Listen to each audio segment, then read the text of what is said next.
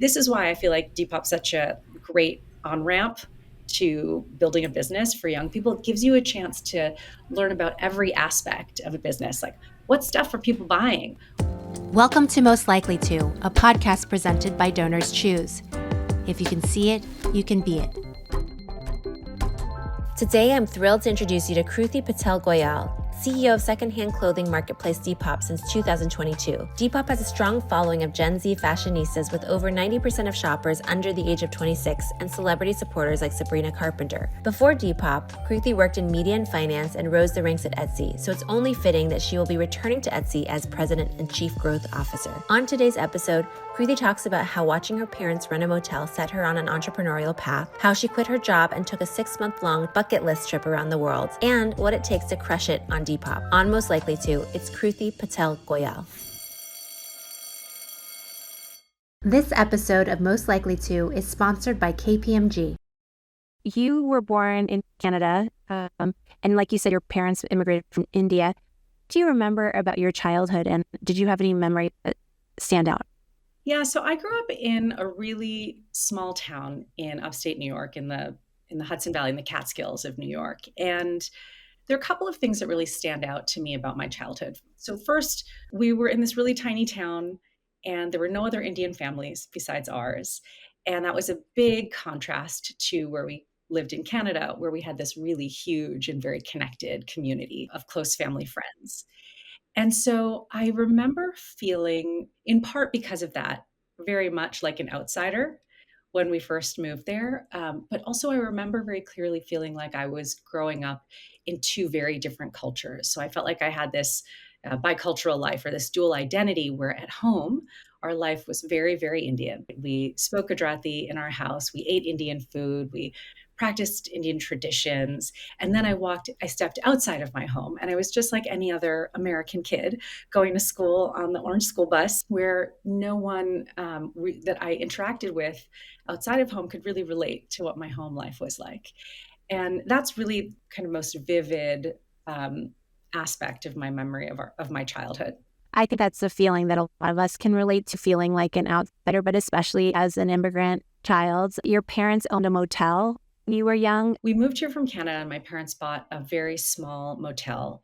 And one of the things that was attractive about the motel business to immigrants at that time is they were businesses that were small enough for a couple or a small family to run it on their own. You could do all the jobs that needed to be done, just the two of you. And so we lived at this very small motel. There was an apartment upstairs from the front desk where we lived. And so like we'd be having dinner sometimes and you'd hear the buzzer ring and you'd run downstairs and attend to the customer who was there. So that's what life was like. We were literally immersed in the business because we lived there. And then over time, as the business grew, my parents, then invested and built a bigger motel. And that was what the progression looked like. But for most of my life, we lived upstairs from the motel. And I think it was like 40 units. It was a motel that, where the entrance to the rooms was from the outside, 2 levels. I have this crazy picture that my kids think is really funny of my sisters and I in these puffy jackets with like the chevron design that's really popular now, but like looks very 80s when you look at it now. And, we got a really front row seat to seeing what it's like to run a small business and to build a small business. In the motel business in particular, it's a 24/7 customer service business. We never took vacations because when other people took vacations is when our busy time was. We were helping out with the business the way that we helped out at home. There was no real separation between these two things. So it wasn't like our chores or helping out was limited to making our beds and washing the dishes. It was also customer service. It was helping out with the front desk. It was helping make the beds. It was helping clean the pool. We had an outdoor pool at this motel. I mean, it was all of the things that you need to do. So you really got to see. I spent a lot of hours working in the laundry room, folding sheets. And you get a chance to really understand all of the work that it takes to run a customer service business and all the sacrifices that it takes. And so I said my parents built a bigger business over time. I feel like I learned so many lessons from my parents, both implicitly and explicitly. But my mom always used to say, you can't make money without spending money. And it was, you can't build something without taking risk. And that is also seared in my memory because even though I'm working at very different kinds of businesses now, the same idea holds. If you're not willing to risk some money to invest for the long term, it's really hard to grow. And so, when I was in high school, my parents basically took everything that they had saved and invested it in buying this property and building a new motel in the same town that we were in. And I remember seeing how stressful it was for them. And my mom reminding me that, like, you can't build something bigger unless you're willing to really take that risk. And I was in high school at that time, so I really got to see just how hard it was. And so all of these lessons that I feel like I learned about what it takes to grow a business, um, I feel like have been really impactful and influential as I've built my career in a very different space, but also have a chance to serve small businesses in my work, both at Etsy and at Depop. That is so amazing. So now you're the CEO of Depop. Can you tell us about what drew you to the job and what makes Depop so popular, especially among Gen Z shoppers? Yeah, well, first of all, for folks who might not be familiar, Depop is a secondhand fashion marketplace. It's a peer-to-peer marketplace, which means that we enable people to buy and sell pre-loved fashion from each other directly on our app. So hopefully many of the folks who are listening have heard of it or seen it because a lot of our customers are Gen Z. So our mission is to make fashion circular, and that's what really drew me to the company in the first place. So we were talking about really being attracted to mission-driven businesses. And, we've built a platform that's really a better way to shop for the planet because we're keeping the fashion industry circular rather than things going to landfill prematurely. And it's a more practical way to shop because it's a lot more economical than buying new. And so I think that's what really resonates with younger shoppers. The values of the business align with their personal values, and it makes a lot more sense for their wallets. So I think that's what makes it so popular. I will say the other thing that I really love about Depop is that we're a platform that makes it really easy for young people to start and build businesses from their own homes with what they already have in their closets, or in some cases in their parents' closets. we have a lot of young entrepreneurs who are selling their mom's clothes, which also works equally as well. You worked at investment bank Morgan Stanley and at Viacom, which is the parent company of MTV. I'm curious what you enjoyed the most about working for a large company. I really found it so valuable to start my career at big companies. And there are two main reasons why. One was I felt like I was getting paid to keep learning. And that's, I think, one of the benefits of being at these big companies that have invested a lot in figuring out how to grow people, how to train people, all of the things that are really hard to learn in a really tiny company where they're just trying to figure things out for the first time. And so the other thing is related. I feel like I got a chance early in my career to see what great looks like. So when you go to these really big companies that have had to be successful at such a large scale, it really, I think, has served me well later in my career where I'm trying to figure it out at a company that's smaller and growing, that I have this reference point of what great can look like at a bigger scale. That's what I feel like really stands out about having worked at these like really big established companies. You mentioned that my career has been kind of a long and winding path. And it's true, my career has been anything but linear. And big part of that is that the first half of my career journey was really all about exploring. And it was driven by wanting to try different kinds of roles, learning different kinds of companies and what they're like, how they operate. I feel like that was a big part of it too. I worked at all of these, big companies there, but they were all very, very different. Obviously, working at an investment bank feels very different than working at a media company that owns MTV and Paramount. Even, from what people wear to what they're talking about in the hallways is really, really huge contrast. Can you describe some of those learning opportunities? Like what does training and learning look like at big company? They had training when you first started where they teach you about how the company operates and they have like an onboarding process. When I started at Etsy, I got a piece of paper with the password to my computer. It was very different. But also, you learn skills. So I graduated from college with a degree in economics, but it was very much a liberal arts education. I didn't learn pre-professional skills. So it wasn't like I went in and I came out learning how to be an accountant or a pharmacist or something where I learned something that I could immediately put to work in a job. I learned how to do some statistics.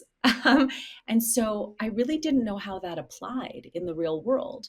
And so when I got to my first job at an investment bank, I, I learned how to use Excel.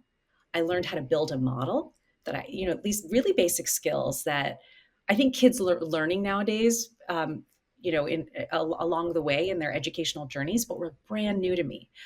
I learned how the markets work, what it means to be a public company, what a stock was. So that's what I mean by getting paid to learn on the job. I got to learn at a micro level, learn new skills, and at a macro level, how businesses fit into this bigger ecosystem that I just had no clue about because I grew up in this small business environment, where on the weekends I would go help housekeeping with making the beds, and I would work at the front desk to provide customer service. And that was my understanding of business before I went out and worked at some of these big companies. And then you took a big turn and started working for mission-driven companies like Etsy. So what caused that career change? Was it also part of the learning, exploring phase that you were talking about earlier? Before I made that shift, I actually took a break from my career and decided to take some time off to travel with my husband. We were just a couple of years into our marriage. And so some would call that the riskiest thing about the about the move early on in a relationship, spending that much dedicated, concentrated time together. But we decided to take time off and travel. And one of the big driving reasons for it was I felt really confused at that point in my career about what I wanted to do next. And I realized it was because I didn't have clarity on about what success looked like for me, like how I defined success personally. I was a few years out of business school and I was looking around and seeing all of these people achieve different forms of success. They were, becoming really famous on Twitter. They'd started companies, they were becoming partners in their law firms or their consulting firms, and they all seemed really successful. And I felt like I didn't know what that meant for me. And it made it really hard to know what direction to go in next. And I was living in New York City and unexpectedly found myself in the middle of this rat race. And I needed to take myself out of that situation to get clarity, to really hear myself think.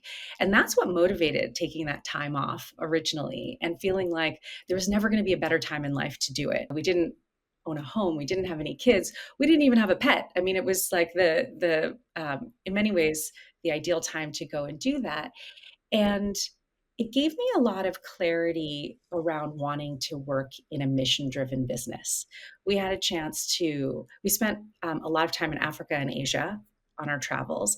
We had a chance to work with a few nonprofits that are that friends or friends of friends were involved in some of these places that we visited. And it was a real reminder for me about what was important to me and what drives success, which is feeling like I'm having a positive impact on the world and an impact that I can see on other people.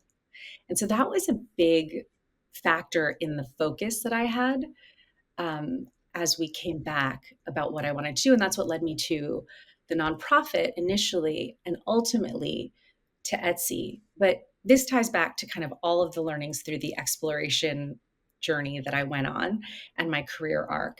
I would describe the first phase of my career very much as exploring different companies, different sizes and shapes, different industries, different jobs. I feel like it was a pretty intentional effort, even if I didn't quite realize it at the time, to really get a better sense of what gave me energy, what my strengths were. Because when you find things that you really enjoy doing and you feel good at, you're really motivated to do more and to work harder.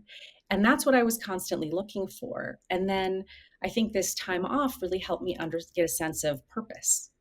And so it was the combination of those things that led me to Etsy. And then when I was talking about purpose, feeling like I could be at a company that had disruptive potential for good, for the good of society and for a purpose that I cared about was really important. And Etsy really brought all of those things together in a way that was very special because it's a platform that supports independent creative businesses. And I feel like I had had firsthand insight from my childhood, seeing just how hard it is to build a small business. Obviously, my parents had a very different kind of small business, but I felt really connected to the purpose and the mission of Etsy. And so all of those learnings really came together for me. And when I got to Etsy, I realized this is the kind of business that I really want to work for, that I feel energized to help grow. And so then I spent the last 14 years of my career working my way all around that business and learning how the business works and how to better serve our customers.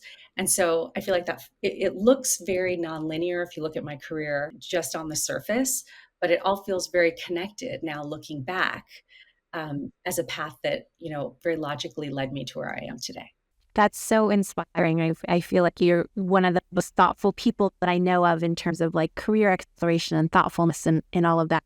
And I think for a lot of folks, it feels out of reach to take such a big risk, to not work, to, do this. How did you make this happen?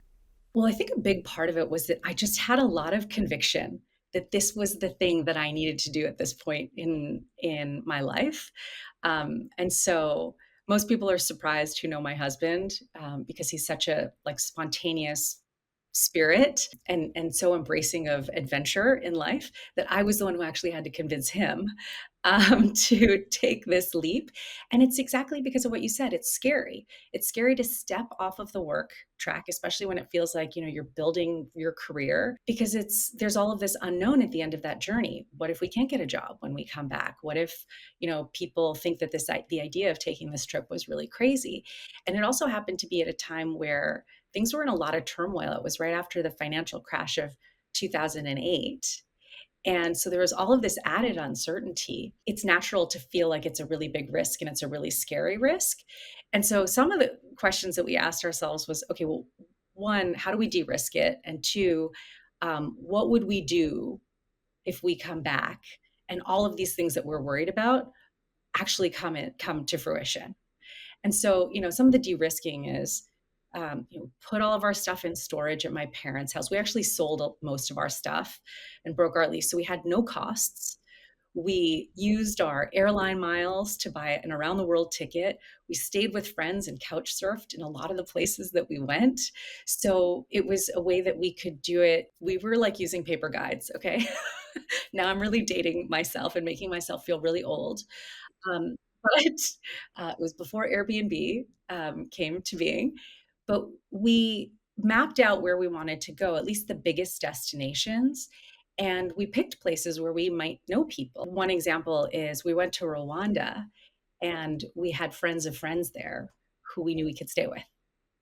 And so we stayed there with them for a couple of weeks. We had a friend of a friend in Senegal who we stayed with. One of my husband's college roommates was living in Shanghai at the time. One of his high school friends was living in Beijing and working there. So we contacted all of these friends and we told them we were planning to come and spent, it was a great way to actually connect with them, but it was also a way for us to do this, one, in an economical way, and two, in a way where we could connect a lot more with the local culture because we were spending time with people who were actually living there.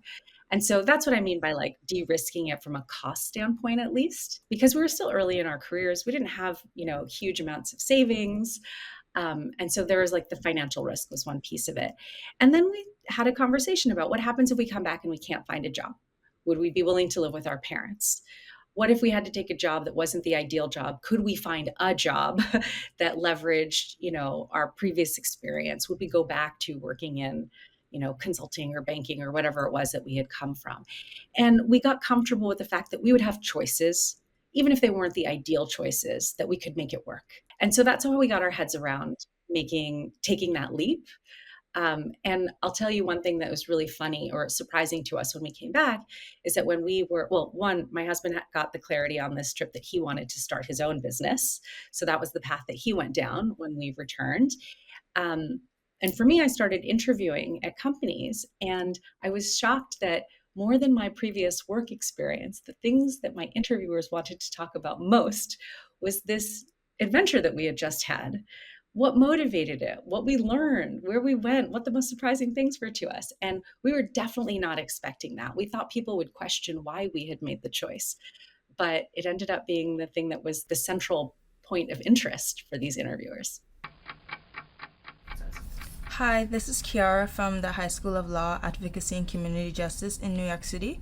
What tips or advice would you give me to be successful in selling on Depop? A few really important things to keep in mind that are critical to having a successful shop uh, on Depop, but probably anywhere online. And so the first is to take the time to take good photos. So when you're shopping online, the way that you make a decision is based on the photo. You can't see and touch and feel the thing in real life. And so, what makes for a good photo? Good lighting, and that it's clear. And so, taking that time up front to take a really great photo is the first tip that I would offer. The second is related to what I was saying, like take the time to write a good description. We have tools that help you get started using AI to draft a description based on the photo or really the photos that you've uploaded, because you want to take the pictures of whatever it is that you're selling from different angles so that people can, see the front and the back and the seams and all of that stuff. But making sure that in your description you're writing about all of the things that you would want to know if you were shopping for that item. The third thing I would say is pay attention to providing good customer service. So when someone asks a question, answering in a friendly and positive way goes a long way to someone feeling motivated to make the purchase. And then the last thing that I will say is you should leverage your network. So the best way to get more successful is to go out there and help get your first sale, get your first review. And then all of the algorithms of any site take that data and they say, oh, this person provided a great experience to their buyer. That's going to make you more visible. And so really think about how you can leverage the people that you already know to get started and to build your reputation. This is why I feel like Depop's such a great on-ramp to building a business for young people. It gives you a chance to learn about every aspect of a business. Like, what stuff are people buying? What's a price point that, it will sell at? How do I, how do I provide great customer service? How do I hustle and get my first customer? These are all the things that are really applicable to any business that you might want to build, in many different contexts. I'm curious what the first thing you ever bought on Depop was. I'll tell you the first and the most recent rather. So when I moved to London, it wasn't technically my first purchase, but my first purchase since becoming CEO of Depop was a pair of black high top Converse, the Comme des Garçons ones with all the hearts on them, which I love heart motif. I have a lot of hearts in my wardrobe, but that was the first thing I bought, and I wear them a ton. I've actually bought a lot of sneakers on Depop. We have lots of them. It's part of my personal style. But the most recent thing that I bought, which you might appreciate, is uh, a boy's blazer for my son. He was recently in his school musical. They performed School of Rock, and he was a teacher, and he needed a blazer with a real teachery look. So we bought this little houndstooth brown blazer for him to wear in the play, and it was the perfect thing to buy on Depop. So that was my most recent purchase. I love that. I'd love to know, what is the toughest thing about being a CEO? It's a good question. I think that maybe the most obvious thing is that it's a lot of responsibility to know just how many people are relying on you, all of your customers, all of your employees. So in the case of a platform like ours, we serve over 2 million active sellers, over 5 million active buyers, and we have over 400 employees internally. And so I wake up every day knowing that what we do is really important to all of those people. And that I feel that responsibility all the time. I will say that, as a leader, one of the things that's changed the most is what I thought great leadership was. When earlier on in my career, I thought leadership was really about having all the answers and giving everyone, making all the decisions, giving all the direction. And what I've learned and what I understand now is that the hardest and most valuable part of the job is creating an environment that enables other people to get to the right answers and make the right decisions. because the people who are closest to our customers and closest to the problems that we're trying to solve for them are really the ones who are best positioned to be able to do that. And so your job as a CEO is setting really clear direction for the potential of the business so that everybody really understands how their work fits in and contributes to that, and then creating an environment that empowers people to do their best work and figure out those answers themselves. You're about to return to Etsy as president and chief product officer. What are there lessons that you're going to take from your experience at Depop back to Etsy, which is obviously a much larger company and a larger marketplace? But what would you take back? I think that there are so many great lessons that I've learned from Depop. I think that the biggest one is that I've learned a lot about myself as a leader. And that's given me a lot more confidence in my judgment as I go back and take on these bigger challenges. And I think that's important to recognize that you look at people who are in these positions of leadership and you think they've got it all figured out, they know everything, but it's a constant and learning process and growth journey for people, even in CEO roles. There are always bigger challenges and problems and businesses to take on. And so, you're always learning and getting better at the job. But more tangibly, the thing that I would say that I've learned, it's been really great to be at a smaller company for this last couple of years, because it's been a reminder of just how much a small group of people can accomplish by being really scrappy and moving really fast. And I started at Etsy when the company was only 150 people back in 2011, and now it's close to 2,500 people. And so really tapping back into that small company, scrappy entrepreneurial energy is probably the biggest thing that I'm excited to take back with me after my experience here leading Depop. We have a lightning round. I'm going to say a phrase and just say the first thing that comes to mind. Strangest or most interesting thing that's ever been listed. Our users have a really good sense of humor. So probably the strangest thing is a washing machine that was posted on Depop back during the pandemic. But a recent strange thing is a pair of contact lenses that saw the Taylor Swift Eras tour. So someone listed a pair of contacts that they wore to the Eras tour. Did either of those sell? I think the washing machine may have sold, but not the contact lenses.